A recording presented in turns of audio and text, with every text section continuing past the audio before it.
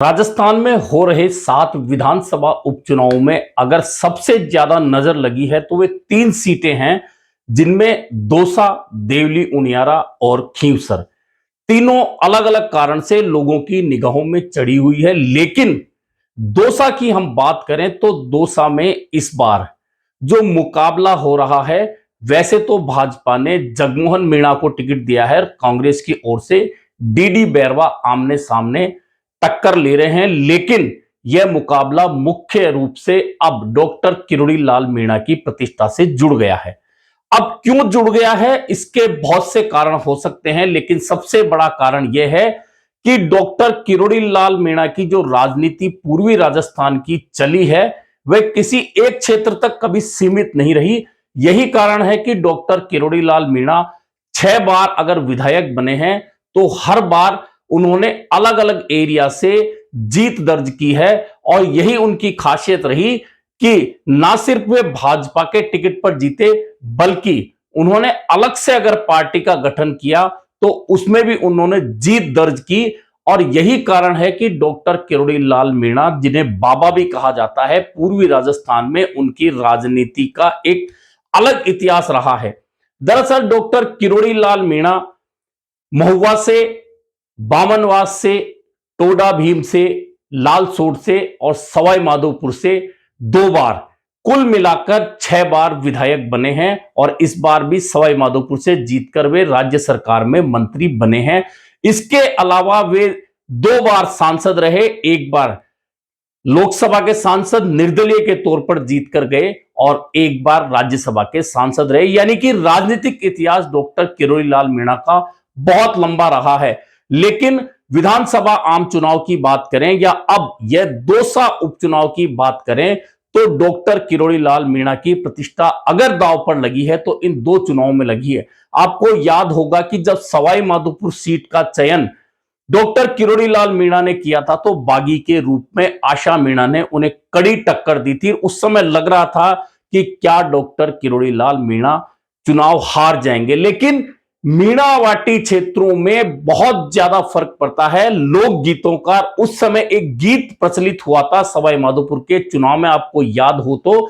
कि मारी लाज रागजो बुढ़ापा में माधोपुर हाड़ा, यह एक गाना चला था। और अब वैसी ही स्थिति दौसा विधानसभा उपचुनाव की बन चुकी है। अब यहां पर एक नारा यह आ गया है अचानक कि एससी और एसटी में यदि एकता चाहिए तो इस बार डीडी बैरवा को मीणा अगर वोट देते हैं तो निश्चित तौर पर फिर यह एससी एसटी एकता के अंदर मील का पत्थर साबित होगा। लेकिन दूसरी ओर यह भी कहा जा रहा है कि सिर्फ मीणा ही बैरवा को वोट क्यों दे, बैरवा भी तो मीणा को दे सकते हैं। यह भी तो एससी एसटी की एकता की मिसाल बन सकता है। कुल मिलाकर दौसा के चुनाव में यह शुरुआती रुझान है, लेकिन क्योंकि डॉक्टर किरोड़ी लाल मीणा के भाई जगमोहन मीणा को यहां भाजपा ने मैदान में उतारा है, तो यह चुनाव अपने आप में अलग बन गया है। अलग इसलिए बन गया कि आपको याद होगा कि डॉक्टर किरोड़ी लाल मीणा राज्य सरकार में गठन के बाद से जब मंत्री बने हैं, तब से उनका टकराव या तो अपने मातहत मंत्रियों से चला या सरकार से चला। वह भले ही ऐसा ही भर्ती परीक्षा रद्द करने का मामला हो, अन्य मामले हो, डॉक्टर किरोड़ी लाल मीणा ने इस्तीफा दिया, अपनी ही सरकार के खिलाफ उन्होंने मोर्चा संभाल लिया। हालांकि सरकार कहती रही कि इस्तीफा स्वीकार नहीं किया है और किरोड़ी लाल मीणा मंत्री हैं, लेकिन डॉक्टर किरोड़ी लाल मीणा ने मंत्रालय छोड़ दिया, गाड़ी छोड़ दी और लगातार अपनी ही सरकार में कुछ ऐसी मांग उठाते रहे जिनकी पूरी करने की जिम्मेदारी राज्य सरकार की थी। लेकिन राज्य सरकार ने डॉक्टर किरोड़ी लाल मीणा की मांगों पर कोई ध्यान नहीं दिया और यही कारण है कि उनकी नाराजगी लगातार चल रही। लेकिन अचानक भाजपा ने इन उपचुनाव में दौसा से डॉक्टर किरोड़ी लाल मीणा के भाई जगमोहन को भाजपा का उम्मीदवार बना दिया। इससे भाजपा ने तो 2 तीर साध लिए। एक तो डॉक्टर किरोड़ी लाल मीणा अब सरकार के खिलाफ नहीं बोल सकते, दूसरा अब उनकी खुद की प्रतिष्ठा इसलिए दांव पर लग गई कि दौसा ना सिर्फ उनका कर्म क्षेत्र रहा है, उनका संसदीय क्षेत्र भी रहा है। ऐसे में अब डॉक्टर किरोड़ी लाल मीणा की यह जिम्मेदारी बन गई है भाजपा के साथ भी कि वे अपने भाई जगमोहन मीणा को जीत दिलाकर विधानसभा में पहुंचाएं। अब यहां पर जातीय समीकरण निश्चित तौर पर डॉक्टर किरोड़ीलाल मीणा भाजपा और जगमोहन मीणा के पक्ष में इसलिए जाते हैं कि यहां का जो वोट है उसमें सर्वाधिक संख्या मीणा वोटों की है, जो 62,000 से भी ज्यादा है। वहीं एससी के वोटों की जो संख्या है वह 50,000 के नीचे है, जिसमें बैरवा सर्वाधिक है। यह दोनों आमने सामने हैं, तो निश्चित मानिए एससी एसटी एकता की कितनी ही बातें की जाए, लेकिन ना तो बैरवा मीणा को वोट देंगे, ना मीणा बैरवा को देंगे। अब एससी एसटी की कितनी भी एकता की बातें करते रहे, क्योंकि भारत की राजनीति में जातिवाद इतना गहराई तक पहुंच चुका है कि चाहे कितनी अपील हो जाए उसमें कहीं कोई गुंजाइश नहीं रहती। अब जब कांग्रेस पर मैच फिक्सिंग का आरोप लग रहा है दौसा की सीट को लेकर और एससी एसटी की एकता की बात की जा रही है बैरवा समाज की ओर से, तो फिर जिम्मेदारी यह बनती है मुरारीलाल मीणा चूंकि सांसद हैं कांग्रेस के, इससे पहले दौसा से वे जीतते रहे हैं, तो क्या मुरारीलाल मीणा बैरवा जो डीडी बैरवा हैं उनको वे वोट दिला सकते हैं मीणा समाज के, जो खुद मुरारीलाल मीणा के खाते में आते थे। और मुरारीलाल मीणा 25,000, 30,000 या 50,000 तक की जीत दर्ज करते रहे हैं। लेकिन यह कहना बहुत आसान है, लेकिन जब सामने मीणा खड़ा हो तो क्या मीणा समाज बैरवा समाज को वोट दे सकता है? कतई नहीं दे सकता, किसी स्थिति में नहीं दे सकता। ऐसे में इन दो वोटों को अब अलग कर लीजिए और अब दौसा की राजनीति की धुरी बन गए हैं ब्राह्मण वोट, वैश्य वोट और गुर्जर वोट। अब यह धुरी इसलिए बन गए हैं कि ब्राह्मणों की संख्या 40,000 के आसपास है, वैश्य समाज की संख्या 18 से 20,000 के आसपास है और गुर्जर समाज की संख्या 22 से 25,000 मतदाताओं की, यानी कि ये 2,46,000 वोटों की जो विधानसभा है दौसा, इसमें अब ये 3 वोट बहुत ज्यादा मायने करेंगे कि किसकी जीत हार होनी है। हालांकि आज की परिस्थिति में निश्चित तौर पर भाजपा फ्रंट सीट पर नजर आ रही है। इसका एक कारण यह है कि एक तो भाजपा ने जगमोहन मीणा को टिकट देकर एक तरह से किरोड़ीलाल मीणा जो कि भाजपा से नाराज चल रहे थे उस पूरे तबके को अपनी ओर कर लिया। दूसरा जो परंपरागत वोट है ब्राह्मण और वैश्य समाज का, वह भाजपा के साथ जाता रहा है दौसा में, चाहे उम्मीदवार ब्राह्मण रहा हो या कोई और रहा हो, तो वह वोट हमेशा भाजपा की झोली में जाता रहा है। इसके अलावा वहां कुछ राजपूत वोट हैं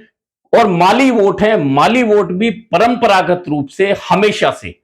भाजपा का वोट रहा है और यह भी एक बढ़िया कारण बनता है भाजपा के लिए, फायदे का कारण बनता है कि माली समाज का वोट भी भाजपा के साथ जाता है। अब ऐसी स्थिति में कितनी ही एससी एसटी एकता की बात कर ली जाए, इसमें अब गुर्जर, चूंकि गुर्जर यहां प्रभावित कर सकते हैं परिणाम को, 22 से 25,000 जो मतदाता हैं, लेकिन गुर्जर समाज की एक नाराजगी निकल कर आई है सामने और एक वीडियो निकल कर आ रहा है जिसमें गुर्जर समाज के एक स्थानीय नेता कहते हैं कि हमें उम्मीद थी, हम हमेशा मुरारीलाल मीणा को वोट देते आए हैं, चाहे लोकसभा हो चाहे विधानसभा हो, और हमें उम्मीद थी कि इस बार कांग्रेस का टिकट गुर्जर समाज के किसी नेता को मिलेगा, लेकिन हमारी यह उम्मीद टूट गई। ऐसे में हम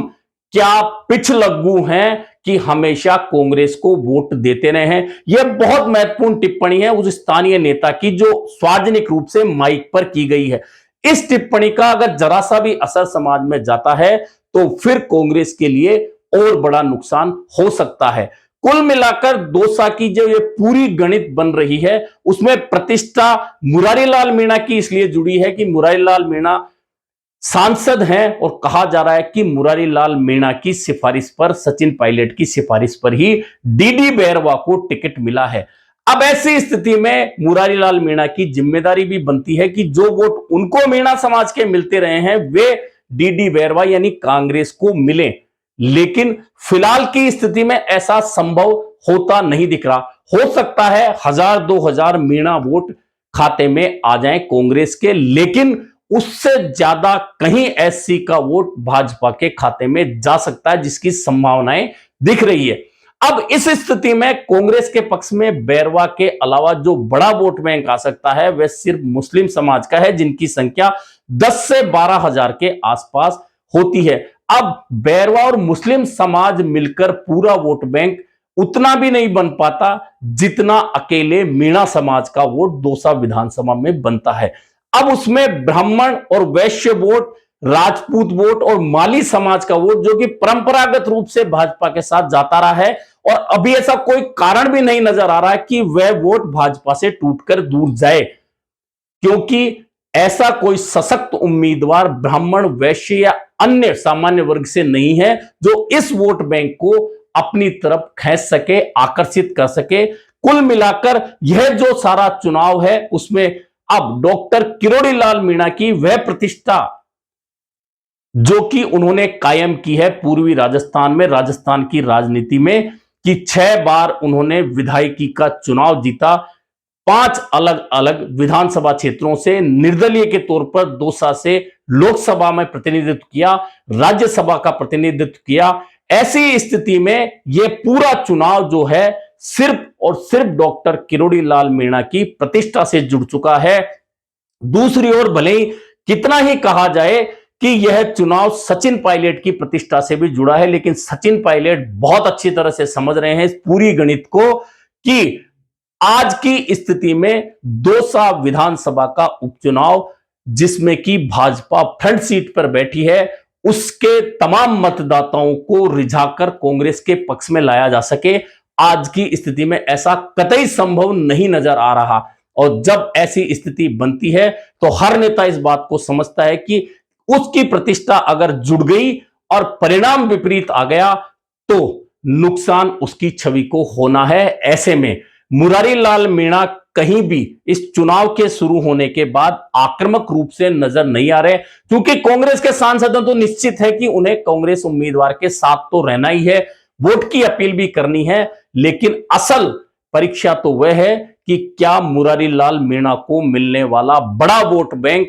क्या डीडी बैरवा के खाते में भी थोड़ा सा भी जोड़ने में मुरारी लाल मीणा सफल हो पाएंगे, या जिस तरह मैच फिक्सिंग की बातें हो रही है जयपुर से दिल्ली तक, जिसका जिक्र खुद पूर्व मुख्यमंत्री अशोक गहलोत ने दौसा में कांग्रेस के नामांकन के दौरान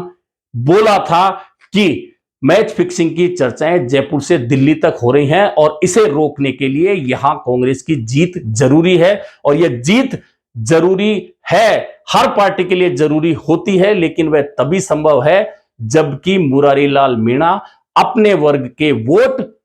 कांग्रेस के खाते में लेकर आए। लेकिन सामने जब जगमोहन मीणा उम्मीदवार हो, डॉक्टर किरोड़ी लाल मीणा की प्रतिष्ठा जुड़ी हो, तो ऐसा संभव होता नजर नहीं आता। ऐसे में दौसा का यह उपचुनाव बहुत ज्यादा महत्वपूर्ण हो गया है। अब कांग्रेस और मुरारी लाल मीणा की प्रतिष्ठा के लिए भी उससे ज्यादा किरोड़ी लाल मीणा की प्रतिष्ठा जुड़ी है कि क्या वे अपने भाई को जीत दिलाकर उस क्षेत्र से जहां का वे लगातार प्रतिनिधित्व करते रहे हैं विधानसभा में भेजने में कामयाब हो पाएंगे। अभी के लिए इतना ही, फिर मिलेंगे नए मुद्दे पर चर्चा के साथ।